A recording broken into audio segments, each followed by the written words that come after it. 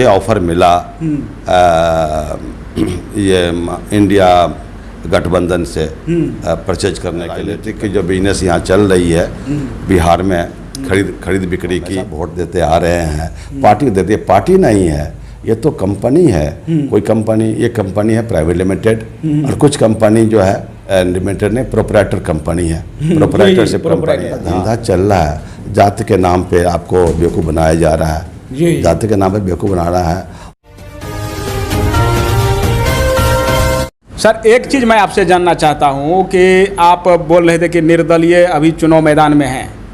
अगर मैं आपको जानता हूं बहुत पहले से, आप सक्षम इंसान है किसी भी पार्टी से टिकट लेने में, चाहे जैसे हो, क्यों नहीं टिकट लिया आपने किसी पार्टी से?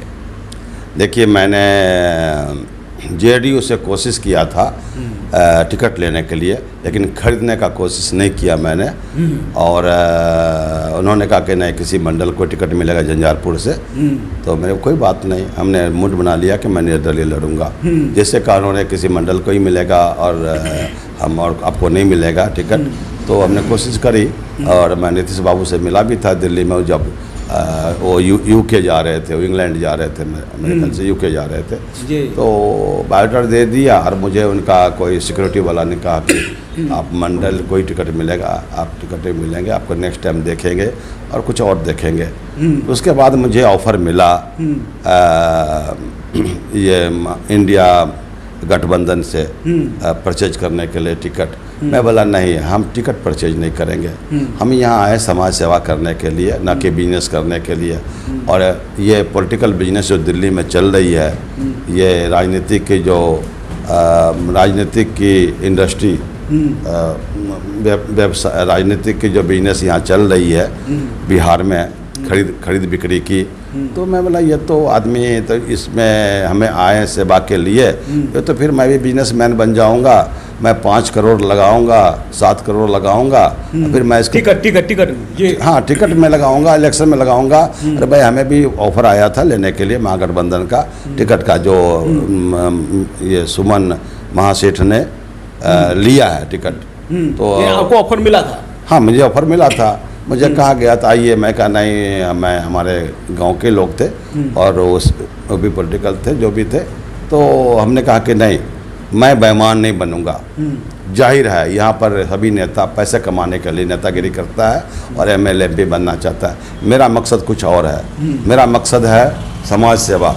और मैं 60+ की उम्र में मैं आया हूँ, तो मैं नेता बनने नहीं आया हूँ, मैं तो समाज सेवी। जो मेरा प्रोजेक्ट है उसके लिए हमको एमएलए तो नहीं, एमपी बनना पड़ेगा, इसके लिए हमें तभी हो सकता है। दूसरा क्या है कि हर एक पार्टी से मैं लड़ना नहीं चाहता था। दूसरी बात, मैं किसी पार्टी का अधीन भी नहीं चाहता था। मैं जिस पार्टी में जाना चाह रहा था, वो पार्टी तो हमें टिकट ही नहीं दिया। और मैं वहाँ यहाँ के हम सिस्टम को देखा, यहाँ का सिचुएशन देखा, तो मुझे कहा निर्दलीय बेस्ट है। किसी दल में दल नहीं है, दल है। और मैं इंडिपेंडेंट जीतता हूँ, तो मैं अपने मन का मालिक हूँ। मैं जनता जनार्दन से भी कहूँगा कि आप पार्टी को हमेशा वोट देते आ रहे हैं, पार्टी देती है, पार्टी नहीं है, ये तो कंपनी है। कोई कंपनी, ये कंपनी है प्राइवेट लिमिटेड और कुछ कंपनी जो है वो है प्राइवेट लिमिटेड नहीं, प्रोपराइटर कंपनी है, प्रोपराइटर से कंपनी है। हाँ, यानी आप मानते हैं कि राजनीति में जो है व्यवसायीकरण टिकट को लेकर के जो है 100% है व्यवसायीकरण? 100% नहीं, टू मोर देन 100%। कुछ लोग तो बस टिकट के लिए अपना पार्टी बनाए हुए हैं और अपना करोड़ों में टिकट खरीद लेता है, उनका पास काम हो गया, उनको लड़ने से कोई मतलब नहीं है। उनको जानता है हम जाके क्या करेंगे, एमएलए एमपी बन के हम क्या करेंगे, अपना टिकट ही बेच देता है। लेकिन किसी न किसी तरह अपना पार्टी तैयार किए हुआ है, कैंप किए हुआ है, और जनता उनको दे रहा है। तो जनता को समझना चाहिए बातें कि भाई ये जो कंपनियां हैं, उनका धंधा चल रहा है, जाति के नाम पे आपको बेवकूफ़ बनाया जा रहा है, जाति के नाम पे बेवकूफ़ बना रहा है।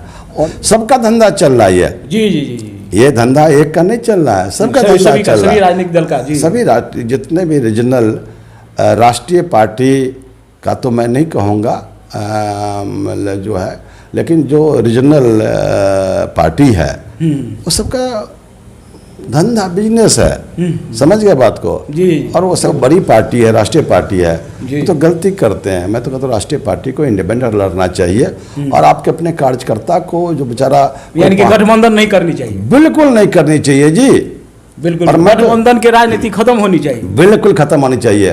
और उसमें क्या होगा, उनका कार्यकर्ता का मनोबल टूटता है बेचारा। जी। 10 साल से, कोई 20 साल से, कोई 5 साल टिकट से के लिए मांग रहे हैं, लगे हुए हैं, ही नहीं है गठबंधन, वो लगे हुए हैं, उनकी सेवा कर रहे हैं और उसको जी, टिकट जी। नहीं मिल रहा है वो लड़ने का, तो इसका कितना मतलब कि देखिए आदमी का कितना आक्रोश होगा। उसके पैसे बर्बाद कर दिए पार्टी के लिए, समय बर्बाद कर काम दिए। धंधा छोड़ के यहाँ तो फुल टाइम पॉलिटिक्स हो रहा जी। है। मैंने पूछा आपका, मैं एक बार पूछता हूँ ना कि आप करते क्या है, आपका सोर्स ऑफ इनकम क्या है, हाँ आप कैसे पॉलिटिक्स करते हैं, आपको कोई नहीं, तो कहता है हम फुल टाइम पॉलिटिक्स करते हैं। तो मैंने कहा यार आप कैसे फुल टाइम पॉलिटिक्स करते हैं, पैसा कहाँ से आता है आपको घूमने के लिए, आने जाने के लिए, पेट्रोल का खर्चा, गाड़ी का खर्चा, लोगों का खर्चा कहाँ से करोगे, आप कमाते नहीं हो तो कहाँ से करोगे पैसा। तो इसी में कोई ठग निकल जाता है, कोई फ्रॉड निकल जाता है, दूसरों को ठगता है। लोग बड़ा नेता है, कहेगा हमारे पास काम है नेताजी, बोले ठीक है 50,000 दो, 1 लाख दो, तेरा काम कर देंगे। वो ठगे जाते हैं।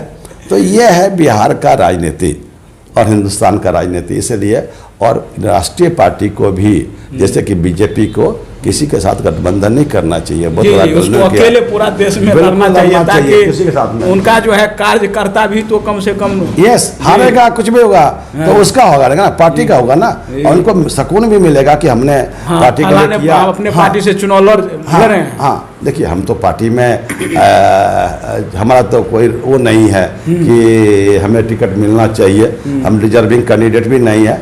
लेकिन हाँ अगर हमें अच्छा काम करने वाले हैं तो हमें कुछ भी एक जिम्मेदारी दे दे तो हम करने के तैयार हैं। लेकिन मैं इतना भी नहीं गिरा हुआ इंसान हूँ कि आज मैं बीजेपी में तो कल मैं आरजेडी में, परसों मैं जेडीयू में, तरसों मैं वो कौन सा एक और है मतलब वीआईपी है और माझी, कोई भी हमको टिकट देते हैं। और एक रामविलास जी का बेटा जो है, रामविलास पासवान जी का, चिराग पासवान, वो हमें कहे आ जाओ मेरी पार्टी से लड़ लो, आरजेडी का मेरी पार्टी से लड़ लो, हम इतना करोड़ में टिकट देते हैं, हमें तो ऐसा टिकट फ्री में देगा नहीं। क्यों देगा टिकट फ्री में मेरे को? सही बात है। जब उसका धंधा ही है टिकट बेचने का तो हमें क्यों देगा टिकट फ्री में?